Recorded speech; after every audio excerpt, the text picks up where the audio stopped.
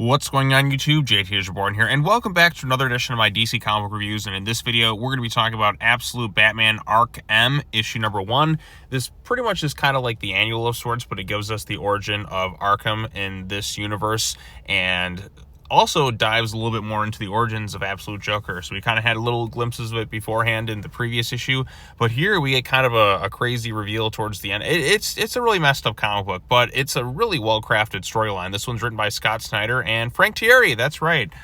Frank, who, if you watch some of my other videos, he did the Godzilla Here There Be Aliens trilogy, and I thought that was an exceptional storyline. So having Frank and Scott work on this thing together, I think, is a really good combination. I also had the chance to meet Frank at Comic-Con, so he was pretty cool too. So I didn't know until the end of it that he was one of the writers on it, so it's probably why it's as good as it is. Even Scott Snyder's a really talented writer too, so, but, you know, not everything works, but the two of them together, they crafted something really compelling with this one. So this one dives into the origin of Arkham Asylum and Amadeus Arkham, and basically it's kind of going to reach the end of him selling it all, and just kind of, this is how Jack Grimm, the Joker, ends up buying it kind of by the end of it. And it's such an evil character, and you just really despise, like, I mean, Absolute Joker is just pure evil from like start to finish. It's basically the devil himself in like human form, kind of like mirroring Bruce Wayne from the main universe, but just a cruel, evil, sick, twisted being from hell in essence. But yeah, Amadeus Arkham goes into his origin, talks about how he had siblings and his mom,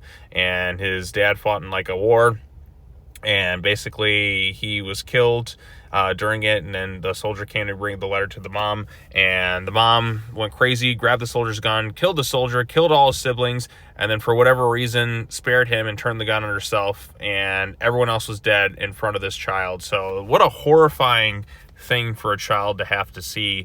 So he got put in the orphanage system, but he wanted to build something to help people who were in a poor mental state, such as like his mom. He really wanted to find cures and help people, so taking his trauma and turning it into something good.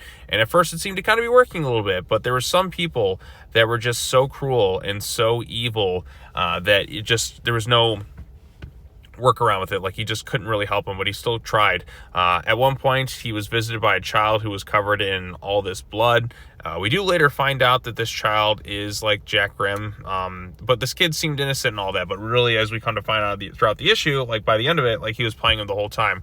But there was also this really murderous psychopath there that committed all these horrible crimes and then seemingly escaped, and Amadeus thought the child that he looked after, which later on we find out is Jack Grimm, was hurt in the process. But then he gets told by the person who's buying the thing, who we do find out is the Jack Grimm character, about like the real truth of this thing, and that the child was the one manipulating him the whole time and had actually killed the person he was like thought was the mass murderer going around, that was like his Jack the Ripper or whatever. And so he decides, like, after finding something so horrifying, that he has to just basically burn it all to the ground. His whole worldview was just twisted on its head, and just something so sick and twisted and sinister with the Joker in this universe just finally broke him, like, entirely. So I thought that was really captivating stuff, really intense, scary, freaky stuff. And then we see the Jack Doe, or the Jack Grimm character, there at his place, and he's looking, and he's also kind of investigating a little bit of Batman stuff. And he's got all these files on various Batman villains: Pamela Isley, Hugo Strange, Jonathan Crane, Basil Karlo, Jervis Tetch, and so basically Man-Bat, Poison Ivy, Hugo Strange, Scarecrow, Basil Karlo, and Jervis Tetch. He's got files on all of them. And then he also has one where he's like, "You're going to be my Deathstroke." So Deathstroke's introduced at the very end, and it seems he has like metal legs or something. I don't know. Deathstroke looks like a weird vampire in this thing, with his slick back silver hair and all that. But, you know, who knows what they're going to do with Deathstroke in this thing. But overall consensus, I really enjoyed this Absolute Arkham storyline.